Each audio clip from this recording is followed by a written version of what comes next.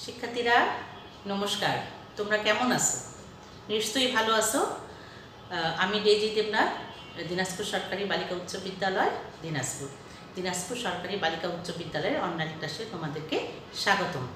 আচ্ছা শিক্ষার্থীরা, বলো তো, আমরা যদি কোনো কাজ করতে যাই, ধরো হাতটা কেটে গেল, কী বের হবে? রক্ত, তাই না? এই রক্তটা যে প্রক্রিয়ায় পরিবহন হয় আমাদের শরীরে, সেটাকে বলা হয় রক্ত সংবহন প্রক্রিয়া। আর পুরো দেহে যে তন্ত্রের সাহায্যে রক্তটা আমাদের দেহে সঞ্চালিত হয়, সেটাকে বলা হয় রক্ত সংবহন তন্ত্র। তো আজকে আমাদের পাঠের বিষয় কিন্তু হচ্ছে রক্ত সংবহন তন্ত্র। আর আমি, তোমরা তো জানোই, বরাবরের মতো কোন ক্লাসের ক্লাস নিচ্ছি আমি? ক্লাস 7-এর। হ্যাঁ, ঠিকই ধরছো, ক্লাস 7-এর বিজ্ঞান বিষয়ের 5ম অধ্যায় থেকে। তাহলে আজকে আমাদের পাঠের শিরোনাম কি আসতেছে? রক্ত সংবহন তন্ত্র। রক্ত সংবহন তন্ত্র। আচ্ছা শিক্ষার্থীরা, তোমরা মুরগি জবাই করতে, গরু ছাগল জবাই করতে দেখছো না? তখন কি হয়? ফিনকি দিয়ে রক্ত বের হয়, তাই না? তাহলে প্রশ্ন আসে না যে রক্তটা দেখতে কেমন, রক্তটা আসলে কি? রক্ত হলো ঘন এক ধরনের তরল যোজক কলা, তাই না? আর রক্তটা ঘন তরল যোজক কলা তো বললাম, তাহলে রক্তে কি থাকবে? শুধু এতটুকু হলেই কি পড়াশোনাটা আগানো যাবে? যাবে না, তাই না? রক্ত ও তার উপাদানগুলো সম্পর্কে আমাদেরকে জানতে হবে। এই রক্তটা যদি আমরা টেস্ট করি, তাহলে কি কি হবে? ক্ষারীয় ধরনের। আচ্ছা, এখন দেখো রক্ত ও তার উপাদান। রক্ত ও তার উপাদান।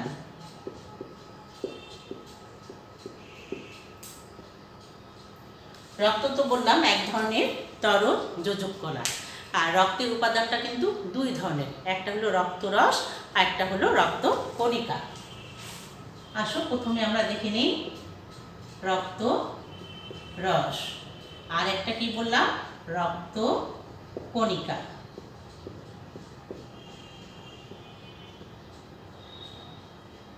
রক্তরসটা হলো তরল, রক্তরস হলো তরল, আর রক্তের 55% হলো কিন্তু রক্তরস। রক্তরসটা কি করে? রক্তরসের মধ্যে থাকে আমিষ, খাদ্য, আর আমরা যে পড়ছিলাম ইন্টেস্টাইন বা ক্ষুদ্রান্ত যে খাদ্য শোষণ করে, নিজেদের মধ্যে গ্রহণ করে, এই খাদ্যটা কিন্তু পরিবহন করে, ঠিক আছে? আর রক্তের মধ্যে ফাইব্রিনোজেন নামে একটা উপাদান থাকে, যেটা কি করে? রক্ত জমাট বাঁধায় কাজ করে। এই গেল তো আমাদের রক্তরস। রক্তরস আরও কী কী কাজ করে? এই হরমোন পরিবহন করে, খাদ্য পরিবহন করে, অক্সিজেন পরিবহন করে। আবার কি করে? রক্তের মধ্যে যে বিভিন্ন ধরনের পদার্থ উৎপন্ন হয়, ধরো carbon dioxide, uric acid, urea, এগুলো বহন করে নিয়ে আসে, রেচন অঙ্গের মাধ্যমে বাইরে বের করে দেয়। তারপরে থাকলো রক্তকণিকা। এই রক্তকণিকা আবার 3 ধরনের। প্রথমে আসো লোহিত রক্ত কণিকা। খ নাম্বার হলো শ্বেত রক্ত কণিকা। আর থাকলো অনুচক্রিকা। আমরা একটু ছবির সহজে দেখি।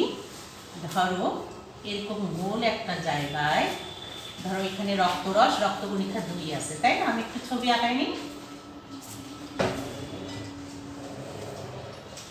দেখো,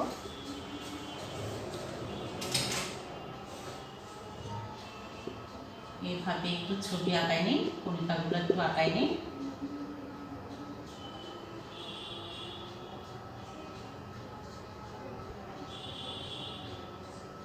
এইভাবে একটু আঁকাই নিই।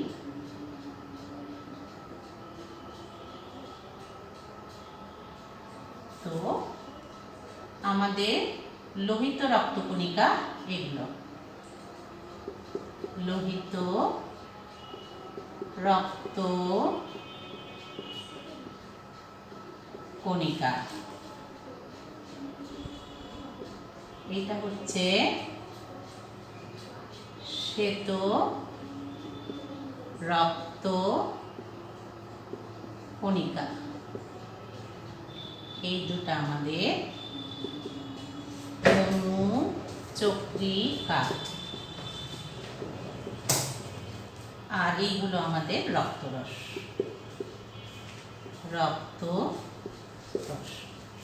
চিত্র রক্ত। তাহলে শিক্ষার্থীরা আমরা কি দেখলাম?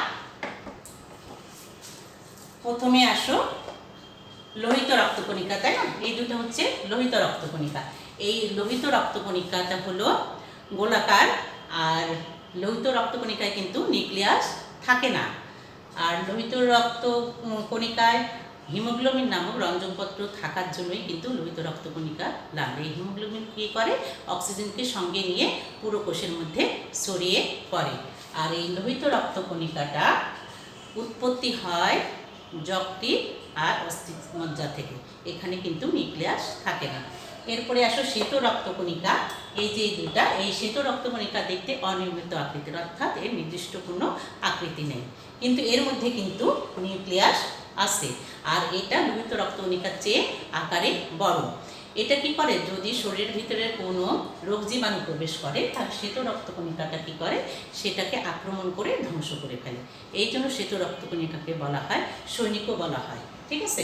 তারপরে আসো অনুচক্রিকা। এই যে দেখলাম অনুচক্রিকা, এটা কিন্তু লোহিত রক্তকণিকার চেয়ে আকারে ছোট। এর মধ্যেও কিন্তু কোনো নিউক্লিয়াস থাকে না। এরা কি করে? মোটামুটি গুচ্ছাকারে একসঙ্গে থাকতে চেষ্টা করে। আর এর উৎপত্তি হচ্ছে লোহিত অস্থিমজ্জা।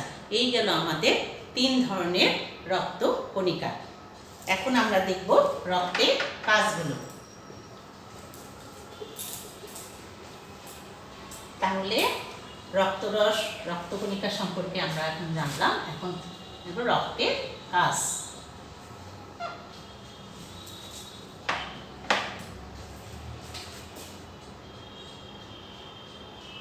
রক্তের কাজ আমরা সংজ্ঞা থেকে জানছিলাম না, এরা পরিবহন করে। রক্ত আমাদের দেহে অনেক ধরনের কাজ করে। প্রথমে আসো খাদ্য সার পরিবহন।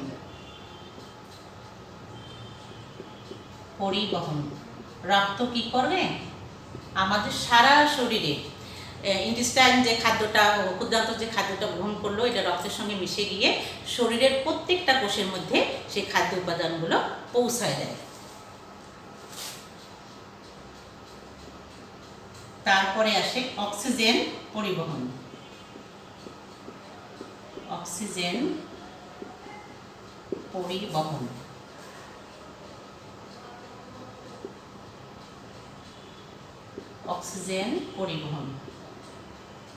খাদ্য তো কোষে পৌঁছালো, তাই না? প্রত্যেকটা কোষের কাজ করার জন্য খাদ্যের সঙ্গে কিন্তু অক্সিজেন লাগবে। এই অক্সিজেনটা পরিবহন করে কিন্তু রক্ত। প্রত্যেকটা কোষে খাদ্যের সঙ্গে, খাদ্য যেমন পরিবহন করে, অক্সিজেনটাও পরিবহন করে নিয়ে যায়, পৌঁছায়। এরপরে আছে কার্বন ডাই অক্সাইড পরিবহন। কার্বন ডাই অক্সাইড পরিবহন।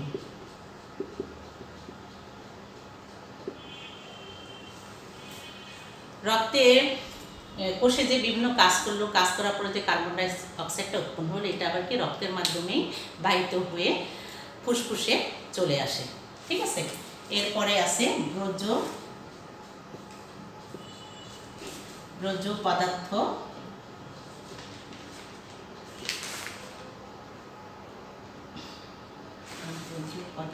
পরিবহন।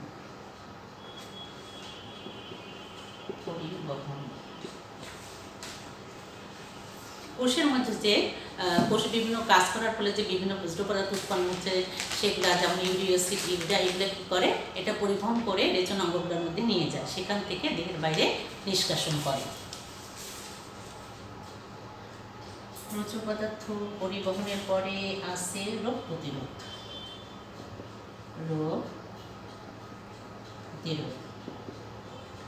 আমরা কি দেখছিলাম? শ্বেত রক্তকণিকার সময় দেখছিলাম না, শ্বেত রক্তকণিকা। তো এই রোগ প্রতিরোধটা রক্তের কিন্তু শ্বেত রক্তকণিকায় করে। কি করে? দেহের মধ্যে কোনো জীবাণু ঘটলে তাকে সবাই মিলে ঘিরে ধরে ধ্বংস করে দেয়। এইভাবে রোগ প্রতিরোধ ক্ষমতা বৃদ্ধি করে। এরপরে হরমোন, হরমোন পরিবহন, হরমোন পরিবহন। হরমোন যে গ্রন্থিগুলোতে তৈরি হয় সেগুলো হলো নালীহীন গ্রন্থি, কাজে নিজের কোনো পরিবহন ক্ষমতা নাই। তো হরমোনগুলো নালীহীন গ্রন্থি থেকে উৎপন্ন হওয়ার পর রক্তে মিশে যায়, তারপর সেখান থেকে রক্ত কী করে নির্দিষ্ট অঙ্গে পৌঁছায় দেয়, তারপর সেই হরমোনটা নির্দিষ্ট কাজ করে। হরমোন পরিবহনের পরে আসে হলো তাপের সমতা, তাপের সমতা। যেহেতু রক্ত প্রত্যেকটা কোষেই যায়, তাহলে কি করবে, রক্ত এর সঙ্গে কিন্তু তাপ, শরীরে যেখানেই তাপ উৎপন্ন হোক না কেন সেটার সঙ্গে বহন করে নিয়ে যে পুরো শরীরের তাপমাত্রাটা ঠিক রাখে হলো হরমোন। আর হলো সর্বশেষ যেটা কাজ সেটা হলো রক্ত জমাট বাঁধা, জমাট বাঁধা। এই রক্ত জমাট বাঁধার কাজটা করে কিন্তু অনুচক্রিকা। যদি হাতের কোথাও বা যেখানে শরীরের যে কোনো অঙ্গই কেটে যাক না কেন, অনুচক্রিকাটা একসঙ্গে ভিড় করে গিয়ে সেখানে কি করে রক্ত জমাট বাঁধায়, ফলে আমরা কি অতিরিক্ত রক্তক্ষরণের হাত থেকে রক্ষা পাই। এই ছিল আমাদের রক্তের কাজগুলো।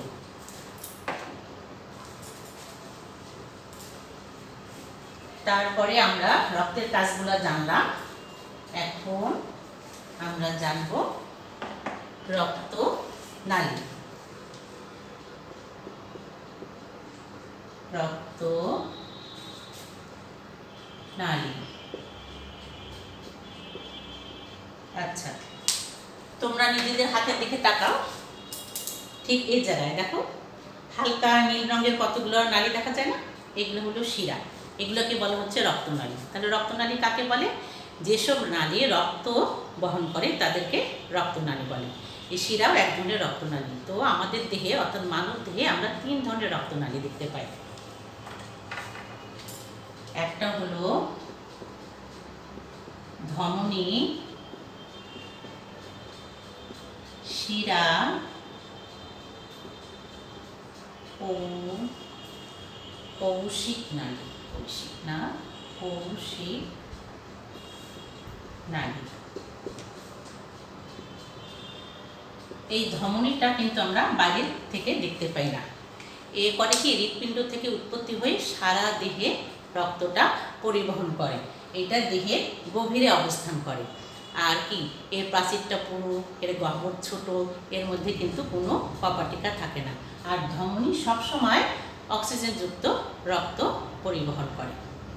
আচ্ছা, এরপর আসো শিরা। শিরা তো বললাম আমাদের কি দেহের উপরের দিকে থাকে।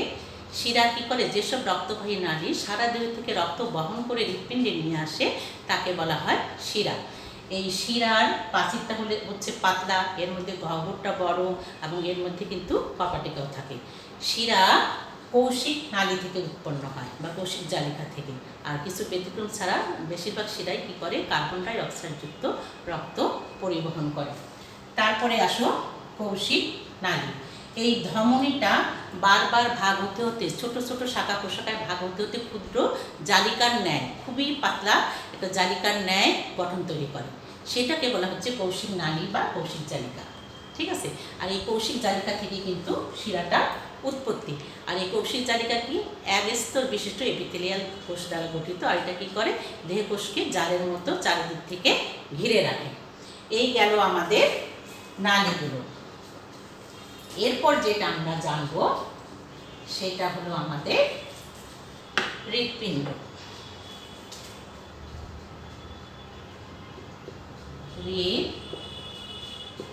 হৃৎপিণ্ড, এই হৃৎপিণ্ডটা আমাদের রক্তকপের বাম দিকে 2 ফুসফুসের মাঝখানে একটা মোচা আকৃতির অঙ্গ।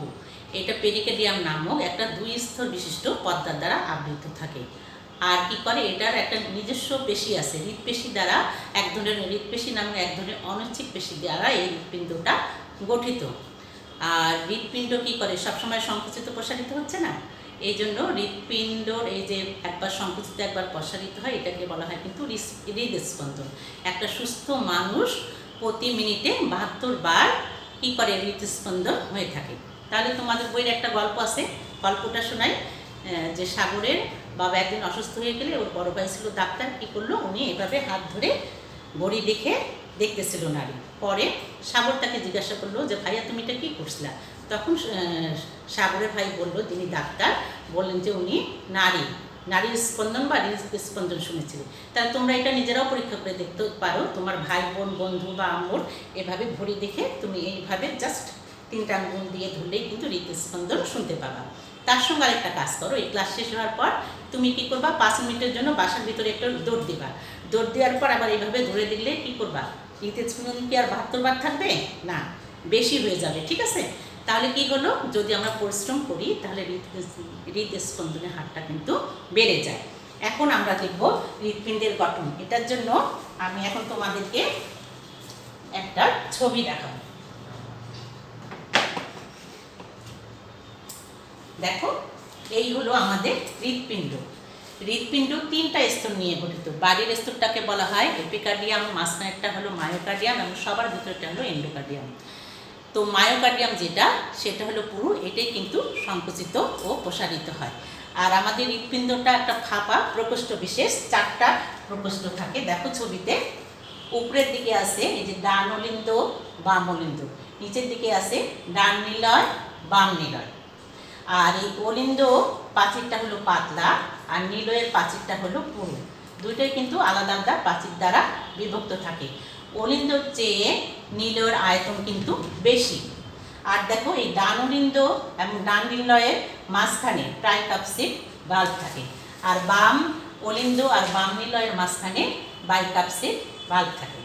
এছাড়াও এই হলো বাম অলিন্দ, সঙ্গে আছে এই যে মহাধমনী আর বাম নিলয়ের মাঝখানে একটা অন্ধ চন্দ্রাকৃতির কপাটিকা থাকে। ঠিক একইভাবে ডান নিলয় আর ফুসফুসীয় ধমনীর মাঝখানেও কিন্তু একটা অর্ধচন্দ্রাকৃতির কপাটিকা থাকে, অর্থাৎ এরা শুধুমাত্র একদিকেই ফুলে থাকে। ঠিক আছে, তারপর যখন তারপরে এভাবেই ধরো, এটা দিয়ে এই দিক দিয়ে রক্ত যায়, এটা দিয়ে এইখান দিয়ে এই দিক দিয়ে রক্ত যায়। এই হলো হৃৎপিণ্ডের গঠন।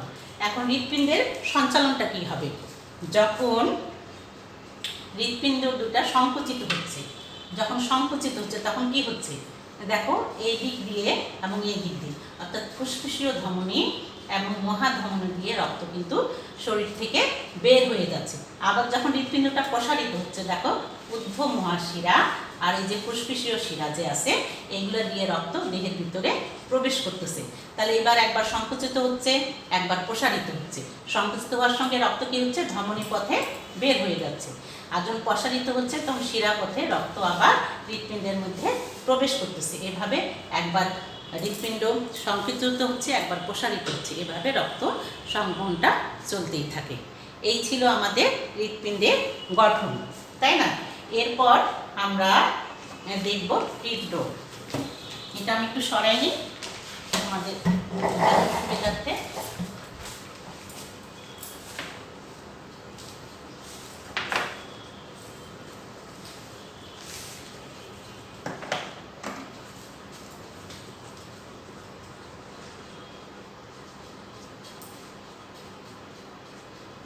হৃদরোগ। আচ্ছা, তাহলে একটা গল্প শুনো। জামান সাহেব, উনি ব্যাংকে কাজ করেন। দেখতে মাঝারি উচ্চতার মোটাসোটা মানুষ, খাবার পছন্দ করেন, চর্বি তেলযুক্ত মশলাযুক্ত খাবার পছন্দ করেন। উনি ধূমপানও করেন। ব্যাংকে সকাল থেকে সন্ধ্যা পর্যন্ত একটানা পরিশ্রম করেন। উনি কিন্তু কোনো হাঁটা চলা বা শারীরিক ব্যায়াম করেন না। একদিন অফিস থেকে ফেরার পথে উনি অসুস্থ হয়ে গেলেন। তারপর ওনাকে হাসপাতালে নেওয়া হলো। নেওয়ার পরে ডাক্তার পরীক্ষা করে বললেন যে উনি হৃদরোগে আক্রান্ত। এই গল্প থেকে বলো তো, হৃদরোগের লক্ষণগুলো আমরা জানতে পারলাম না? এর লক্ষণগুলো তাহলে কি? চর্বিযুক্ত তেল মশলাযুক্ত খাবার খাওয়া, সুষম খাদ্য না খাওয়া, অতিরিক্ত পরিশ্রম করা, ধূমপান করা, হাঁটা চলা ব্যায়াম না করা, তাই না? এগুলো হলো আমাদের কি হৃদরোগের লক্ষণ। এখন এই হৃদরোগ থেকে বাঁচার উপায় বা প্রতিকার কী হবে বলো তো? প্রতিকারের জন্য বা হৃদরোগ থেকে বাঁচার জন্য আমরা কি করব? অবশ্যই কি করতে হবে? সুষম খাবার খেতে হবে, অতিরিক্ত পরিশ্রম করা যাবে না, তাই না? ধূমপান পরিহার করতে হবে, তার সঙ্গে কি করতে হবে? হাঁটা চলার শারীরিক ব্যায়াম এগুলা করতে হবে। তোমার ওজনটা নিয়ন্ত্রণে রাখতে হবে, কারণ ওজন যদি বেশি হয়ে যায় পুরো শরীরে রক্ত পরিবহন করার জন্য কিন্তু হৃৎপিণ্ডকে অনেক বেশি পরিশ্রম করতে হয়। ঠিক আছে, তাহলে কি আমরা হাঁটা চলা করবো, তাই না? ব্যায়াম করবো। আমার হৃদযন্ত্রকে যদি সুস্থ রাখতে চাই তাহলে সুষম খাদ্য খাবার খেতে হবে, অতিরিক্ত তেল মশলাযুক্ত খাবার খাওয়া যাবে না, অতিরিক্ত পরিশ্রম করা যাবে না, আর কি শারীরিক ব্যায়াম করতে হবে, পর্যাপ্ত পরিমাণ বিশ্রাম নিতে হবে, দুশ্চিন্তামুক্ত জীবনযাপন করতে হবে। আর কি করতে হবে? ওজনটা অবশ্যই আমাদেরকে নিয়ন্ত্রণে রাখতে পারে। যদি এভাবে থাকতে পারি তাহলেই আমরা কি হৃদযন্ত্রটাকে সুস্থ রাখতে পারবো। তো আজকে আমাদের পড়ার বিষয়গুলো ছিল অনেকগুলো, তাই না?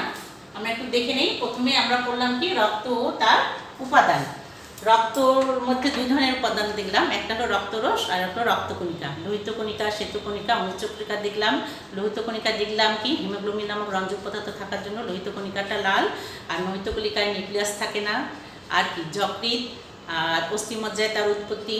শ্বেতকণিকার উৎপত্তি হলো অস্থিমজ্জায় আর প্লীহা থেকে, আর অনুচক্রিকার উৎপত্তি হলো লোহিত অস্থিমজ্জা থেকে। তারপর আমরা রক্তনালী দেখলাম। কি কি রক্তনালী দেখলাম বলো তো শিক্ষার্থীরা? একটা দেখলাম আমরা হলো ধমনী, শিরা আর কি কৌশিক জালিকা, তাই না? রক্তের কাজগুলোও কিন্তু আমরা দেখেছিলাম, মনে আছে তো তোমাদের? তারপরে আমরা দেখলাম কি হৃদযন্ত্র, আবার হৃদস্পন্দনও আমরা পরীক্ষা করতে জানলাম। তারপর হৃদপিণ্ডের গঠন, রক্ত সঞ্চালন দেখলাম। আর কি দেখলাম তার সঙ্গে সঙ্গে আমরা হৃৎপিণ্ডের অসুস্থ কিভাবে হয় এবং সেখান থেকে প্রতিকারের উপায়। তোমরা এবার বাড়ির কাজটা লিখে নাও। তোমাদের বাড়ির কাজ হবে, তোমাদের বইয়ে দেখবা 50 পৃষ্ঠা, টেক্সট বইয়ের 50 পৃষ্ঠা একটা ছক আছে। এই 50 পৃষ্ঠার ছকটি